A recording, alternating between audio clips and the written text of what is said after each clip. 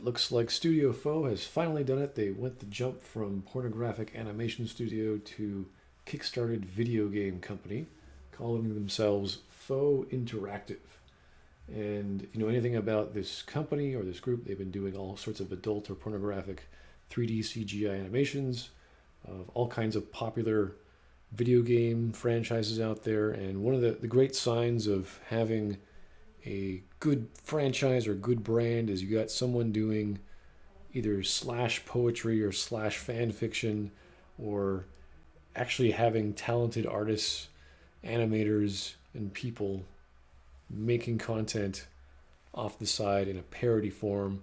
This is all totally legal. You can go ahead and parody up anything you like, but that's a good sign you've got something popular, is people want other versions of it in different genres. And this genre is, of course, the adult or hentai video gaming style of thing. Now, as you can see, all these characters are original. If you could say anything, they are homages of original game characters, and you'll see that as we go through here.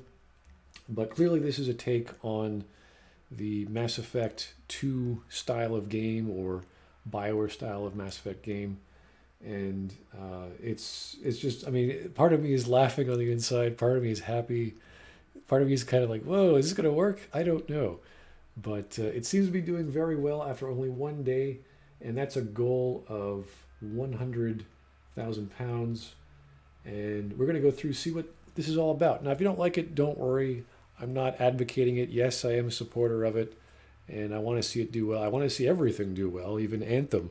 But this seems to be speaking to several parts of my dark black heart, and this is why we're checking this out. So, the Subverse, what is it? It's basically your traditional explore the galaxy kind of scenario and bone as much as you can, which a lot of people saw the Mass Effect series as in a certain light.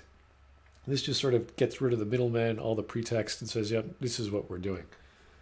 And that's totally fine. Now, the interesting thing about the game is that it's a tactical RPG in the style of XCOM, as well as a shmup.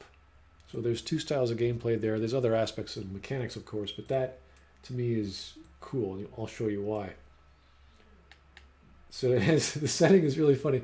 It has the Prodigium Galaxy, a place ruled by a bunch of puritanical, oppressive douchebags who pretty much hate anything sexy. Naturally, it's up to you to lead a covert revolution to overthrow these dickheads with your very own Black Ops squad of knockout waifus, backed up by genetically engineered monsters and a top-secret stolen military fighter ship, all of which can be upgraded into an unstoppable force with loot and credits. So already they're taking the Mass Effect 2 idea and just going with their own angle. And I think that's brilliant. And as you can see, here's the... looks very similar to the exploration of Mass Effect 2 and 3, only way more fun because it's a shmup. And imagine you could do this in Mass Effect 3. I think that would have really made the canes and fleets, or the action or the scenarios of exploration and running away from Reapers a lot more fun. And all it is simple 2D shmup. Beautiful. So explore this Prodigium Galaxy with your totally baller stealth ship called the Mary Celeste. This is brilliant. I'm loving this already. Engage in plot-driven shmup missions. If you know anything about anime, plot-driven means many things. But as a guy who likes literature, this is all I need to know about what's going on here. Or if you got a twitchy thumb, tactical grid RPG turn-based combat. A very, very light version, it looks like, of XCOM or XCOM 2. And I'd love to talk to these guys, the creators, what kind of mechanics. I don't see any shields or cover mechanics here, but that would be my first question. How many mechanics are there in your turn-based combat, and how does it work? Because, again, this already makes me happy. This makes me doubly happy. And this is really all I needed to know. So, as you can see, I'm a bit biased. So I think the adult stuff is just sort of a bonus. I'm sure other parts of my dark heart would say, no, that's the main reason. But no, this is really what I'm interested in. Connect rare DNA samples across your adventures and create vicious bioweapon monsters called manticores. Okay. So here we have the main characters. And if you don't know who this is, I'm not going to tell you, because if you're watching this channel, you should know who this is an homage to. This one's new to me. Here's your doctor, who also makes all the bioweapons. Here's a pirate of some denomination. I don't know who she is inspired by. And this is like a hacker, kind of like a Sombra character. That could be anyone, really. But lots of inspiration from all sorts of science fiction tropes there. And there's all kinds of other ones they haven't released yet, and that's going to go through the tiers as we see as they release. Now they're already up to 112,000 CAD, which is 63,721 pounds. That's, for one day, that's amazing. So I'm sure they're going to get past their goal. But let's actually look at some of these things. Where are the... There we go. Okay, here's the milestone. This is what I'm curious in. So already it's a 3-chapter game. Now they have to get past this for the game to launch. And that implies, so 3 chapters, a new character, and more animations for your waifu. So this is what they had planned. I don't know why they tiered it like this. This should have started here. So I'm a little confused, because in order for this style of Kickstarter to go, it's a all or nothing. So it has to hit their goal or nothing's going to happen. So I'm kind of curious why they bothered with these tiers. Maybe they had a different plan. And they just had the old graphic. Who knows? Anyway, so after that, we have a new character after 125,000 pounds. And here's a big jump from 100 to 150, 10 chapters. So we went from 3 to 10. That's good. I mean, I don't know what kind of writing it's going to be, but it's good to hear. Now, for me, this is cool. I'm all about content and storytelling, and yes, it's a parody. It's kind of silly and adult-oriented, but that's fine. You don't have to like that. To me, this is what it's all about. Fully voice acted. Now, obviously, the whole game will be voice acted from a jump from 150 to 75 or 25,000 pounds. But the fact they have this tier means they know what they're doing. And if you know anything about Studio FOW, they are very good at getting great voice talent. And again, we just follow the tropes, and we have this. Now we have 250 grand. Loyalty quests. What does this sound like?